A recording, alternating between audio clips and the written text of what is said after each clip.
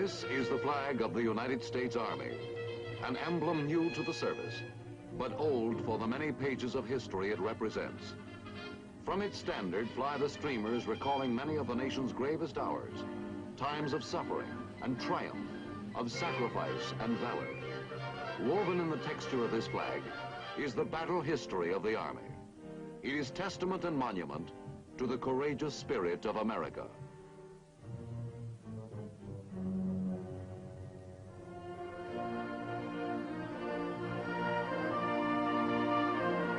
Stone cannot encompass spirit, nor can memory truly be frozen in the shrines that men erect.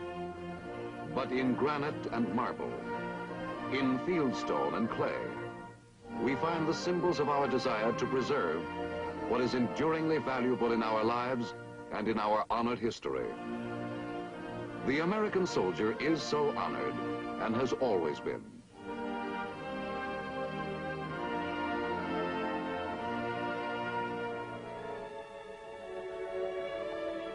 Right shoulder, pull! Pull! Right, pull! In this tomb of the unknown, on a green slope in Arlington Cemetery, the bodies of 3 heroes lie buried. The unknown soldier of World War I and the recently interred unidentified heroes of World War II and Korea. Symbols of all heroes who fell in the wars of the nation's maturity. In village squares and public grounds, their memory and the memory of all their brothers in arms before them are enshrined in a chain of tribute that reaches back across the developing story of the nation itself. Its recognition of its manifest destiny to be strong enough to support freedom beyond its own shores. The wild opening of its western territories. The tragic strife of the Civil War, which tested its ability to stand as a union. The painful years of its early growth, back to the beginning, to the men who began building that history, the nation's history, and with it the history of the Army, which has fought to preserve the nation's integrity and indeed its very life.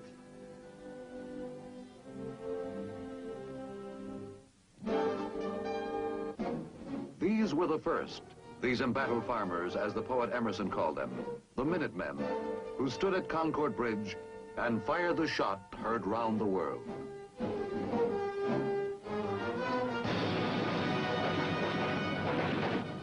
Here, in a fury of rebellion, the American Army was born, brought to life by angry militiamen who turned back a British raid on the supply stores in Massachusetts colony and drove the red-coated troops of the King in a rout back to Boston.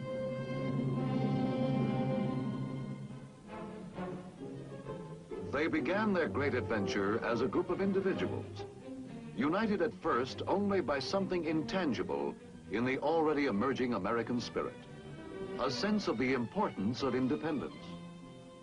They came down from their farms and out of their shops to take up arms with the idea only of standing up for their rights against a domination which had become more oppressive with the years. Fate gave them a leader, and under him they built a unity in arms, a fighting force in which they could wage their growing rebellion with a hope of victory. The Continental Congress gave their struggle a direction that was breathtaking in its audacity and sweeping in its vision of man's rights. And now the soldier of the Revolution was fighting for more than a vaguely felt idea. He was fighting for the creation of a new and free nation under handicaps only dimly understood by the 20th century American mind.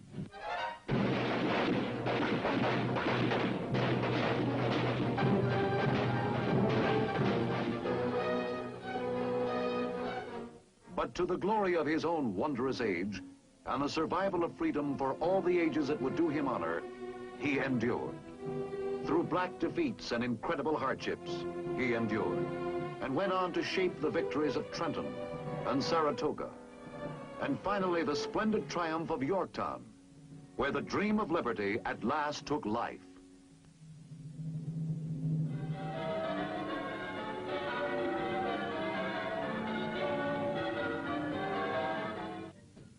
Because of his own beliefs, simple and clean in the rightness of his cause, the American Army held together in its infancy. And for the first time in the history of the New World, the quality of patriotism became part of a soldier's creed. The young nation which the soldier had won with his blood flourished.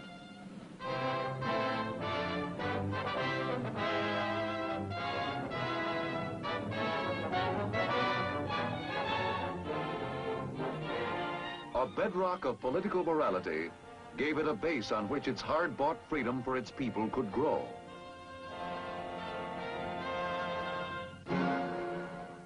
The acquisition of vast new lands gave it the opportunity to expand physically.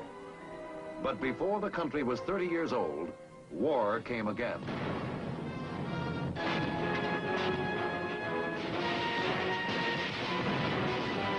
The conflict with the British this time was over British interference with the rights of American seamen.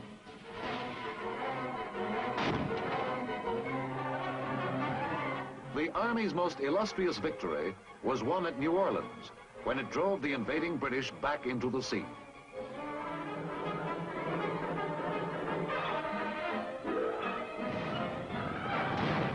Although this War of 1812 was primarily a naval one, the country learned its need for a professional standing army.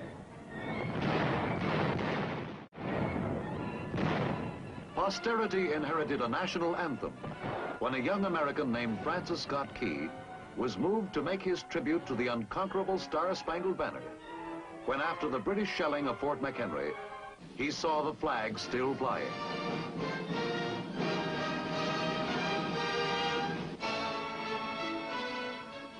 The Lone Star State of Texas prepared the preface to the next chapter in America's history.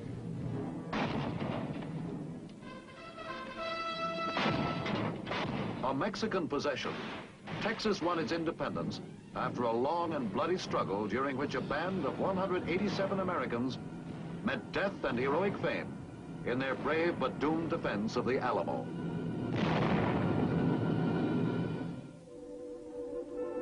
When Texas became a part of the United States after its independence, trouble between the United States and Mexico began to broil and finally erupted into war.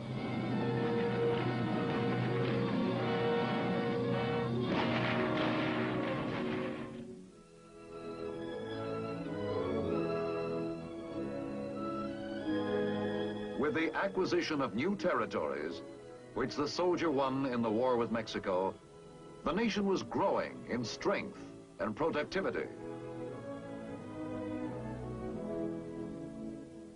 But with development had come also internal tensions in the young citadel of self-government.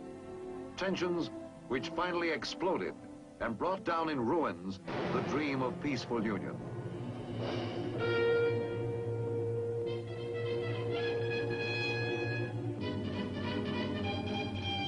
The most tragic of all wars, that of brother against brother, was forced upon the nation. The Confederate soldier had behind him the unified effort of a culture that was actually a way of life. He had as well a superb military organization backing him. But more than these, he had the hot and defiant pride of the rebel, with the rebel's formidable confidence that his will shall prevail. A Confederate poet wrote, "The world shall behold in many a distant port another flag unfurled." And from the rapidity with which the Southerner began chalking up victories, it looked as if it might happen.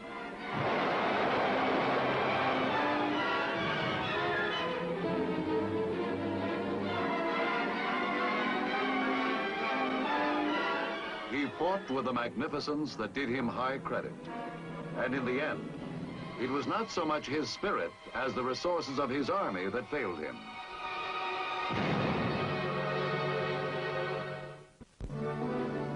In performance, the Union Army suffered at first from an overconfidence and a lack of unity. But in the crucible of combat, these were corrected.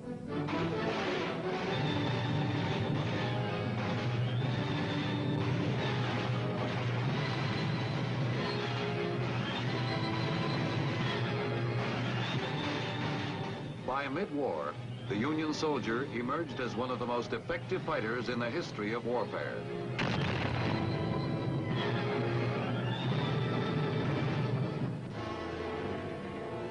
The Civil War has many distinctions in the annals of arms.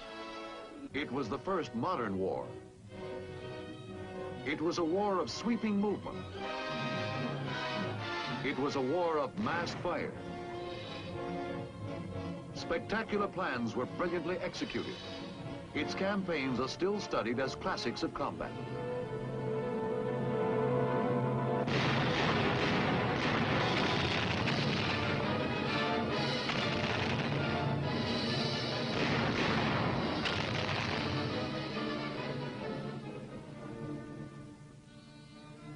But more than these, no war that America ever fought cut so deeply into the nation's heart.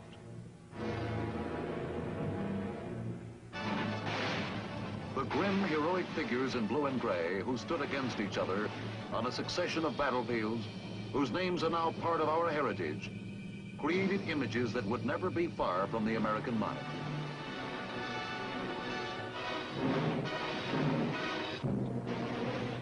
Their shadows, locked in mortal combat on the dusty fields of a century ago, are the sentinels of a nation's conscience, telling over and over for every succeeding age how dearly bought is the unity which makes this nation one and indivisible.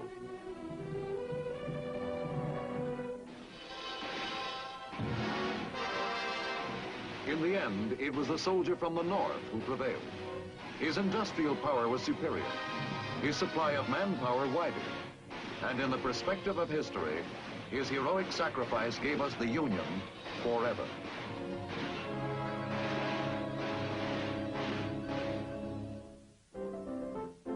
With the guns of the Civil War stilled, the nation could turn its attention once more to the great challenge of its physical expansion, the settling of the lands that lay beyond the Mississippi.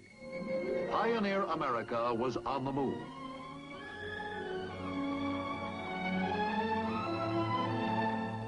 But the challenge brought its own enemy.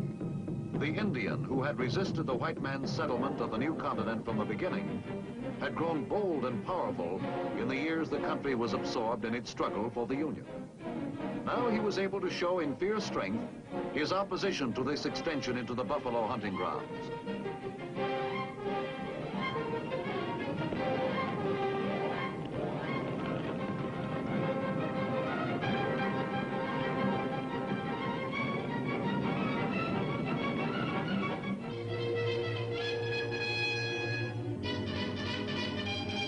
To the soldier fell the harsh task of bringing safety to the Great West. 300,000 Indians roamed the plains. The army at its peak numbered scarcely more than 2,500. From the Rio Grande to Canada, from the Mississippi to the Pacific, the soldier was the arm of the national authority.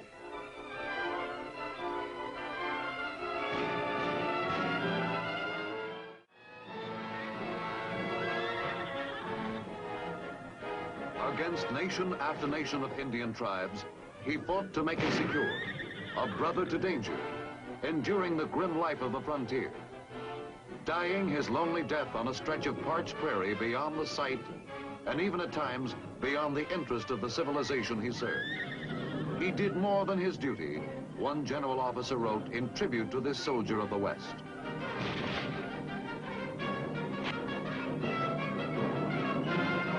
He did more than his duty, and in the doing he wrote a page of glory which will be read and thrilled to so long as men prize courage. Finally, at the end of the flaming 19th century, the West was secure.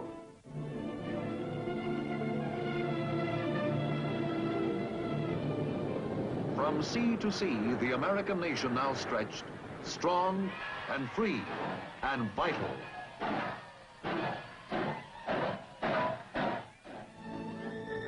The land yielded steadily to the peaceful tools of production.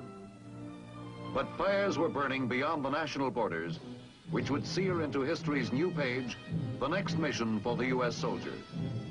That mission took him away from his own land in the summer of 1898, across the water to Cuba, which was fighting for its independence from Spanish domination.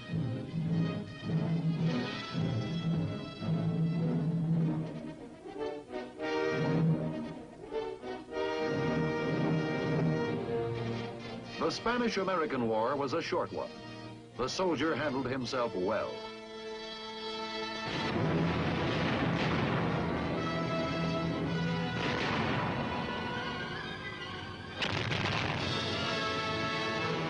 The world remembers the soldier of that war chiefly for his most significant and decisive battle, his dashing charge up San Juan Hill and nearby El Caney on the approach to Santiago on the first day of July.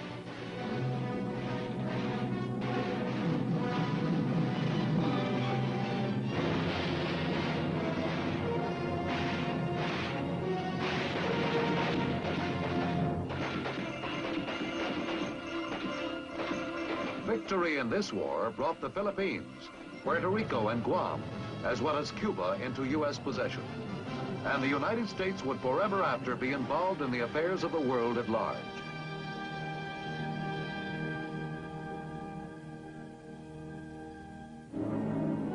The next involvement for the soldier was in his own hemisphere, a punitive expedition into Mexico in 1916, in pursuit of Pancho Villa, the Mexican bandit who had destroyed American life and property on the border. In the perspective of history, it was a minor campaign, but it was important to American self-interest and self-respect, and it prepared the Army for the most challenging test it had ever had. World War I saw more than 2 million Americans in arms. The doughboy went into the war that gave him his first experience with Europe's geography, cocky and idealistic. He sang as he marched through the dust of the ruined French villages, and the weary and bleeding continent took new hope from his confidence.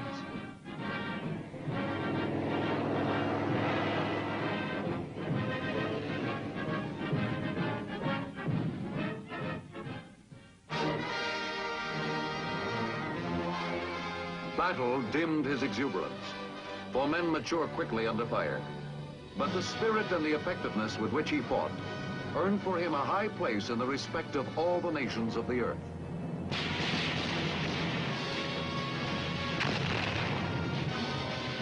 A British poet wrote in his tribute, "You traveled across a watching world to show how heroes die."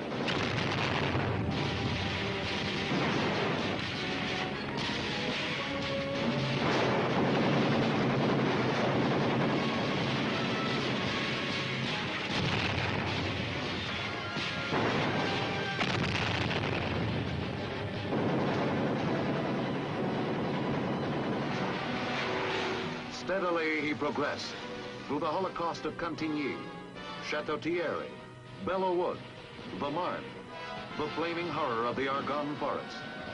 He turned the tide of battle.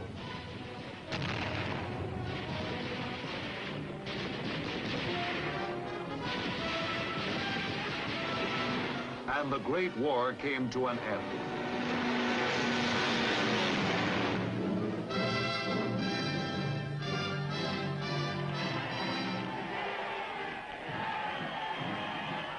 Now the world was truly ready for peace.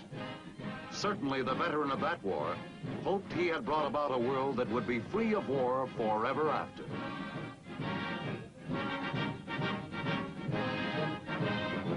The hope for peace, however, was soon to be doomed by events taking place in other parts of the world.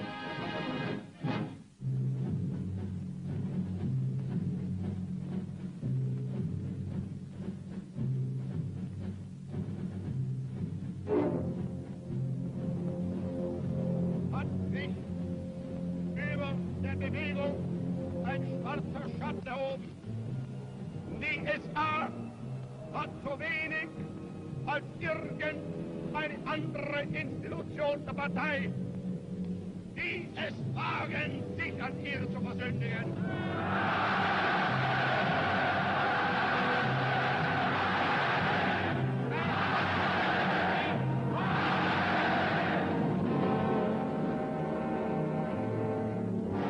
With Nazi Germany's march on Poland in 1939, the threat of conflict burst into shattering reality. War of a dimension the world had never seen was introduced. Before it was ever involved, America began preparing its men. The long conversion from citizen to serviceman began. Sometimes it seemed like a hopeless task. But almost before they knew it, America's sons were soldiers. Their training for war, however, began under conditions something less than realistic. It was still possible to believe that America could remain untouched, and war still seemed remote.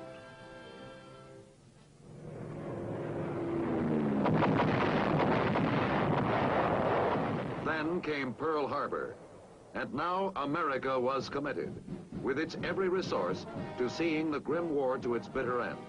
And its job would be the soldier's job. Some of the sad and heart-twisting qualities of war never change. And some change enormously. World War II had almost the entire globe as its battlefield.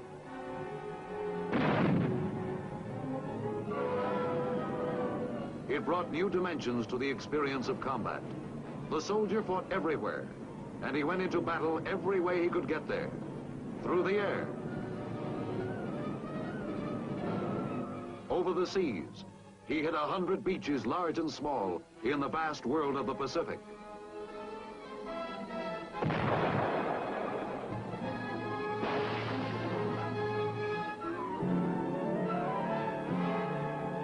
He fought his way through jungle hells whose names the world had never heard before. And on the other side of the globe, he inched his perilous way through the bleeding fields of Europe.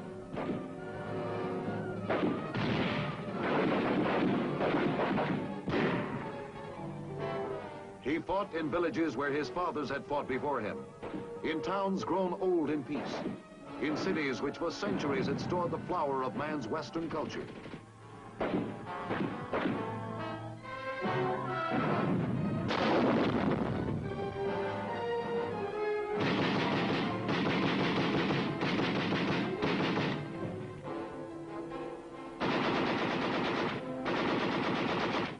Destruction lay in the wake of every victory won. The blood of heroes colored every mile of ground. Biting weariness and aching loneliness lay behind every statistic of success. But through city after city, the victorious soldier pushed on, and the jubilation of the people was his reward.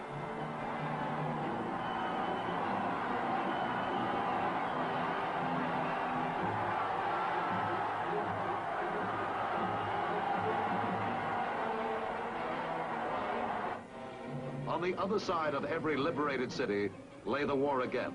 Another battle to win, another mile or another 20 to travel, another day to fight. Through 3.5 years of Holocaust, the soldier moved in an agonizing but relentless march, pushing back the encroachments of aggression until the enemy finally lay crushed and defeated.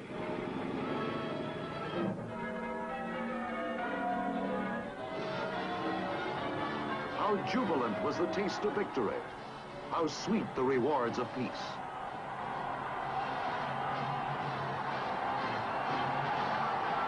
A bruised and suffering world stirred again to the triumphant strains of victory. For the soldier, it was the proud end of a long and arduous road. From all the remote places where he had traveled, from all the scattered battlefields, he returned home again to find a soldier's welcome.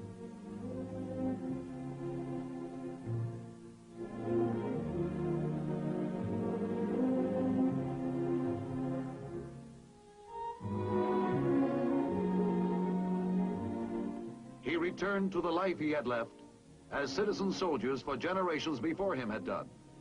And because the world he had preserved seemed at last so ready for peace, he turned his pursuits to peaceful things. But despite man's bright hope, aggression had not yet been eliminated from the world. The fragile peace was suddenly shattered. The communist-led North Korean army plunged across the line which separated it from free South Korea.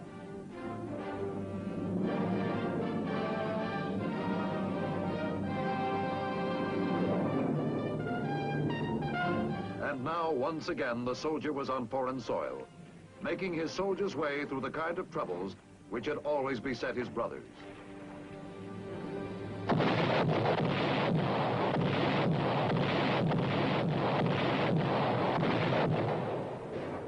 Fighting the soldier's fight, the kind of fight on which victory in every war behind him had depended.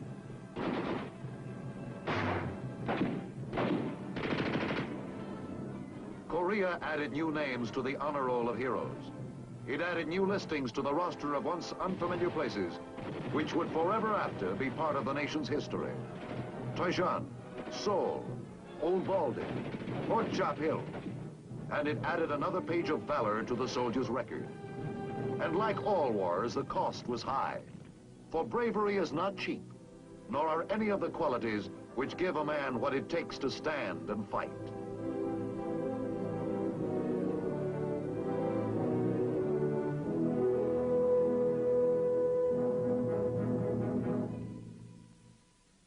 What are the beliefs for which men will fight? They range from faith in a nation which strives under God to achieve its destiny, from a capacity for honor that springs perhaps from something fundamental in man's spirit, from these all across the broad range of human experience. Through 8 generations and a dozen wars, the individual American within reach of the enemy's cannon has searched for his personal identity with the massive forces of history which have made him and his rifle the agents of the national interest. And because he has in his own way, in his own time, found his answer, his nation has found in every succeeding test a victor's strength and a shield for peace in the modern army of today. He has fought well, this soldier of America's heritage. He won a nation, built it, and defended it against every threat to destroy it. And his most enduring monument is that nation itself.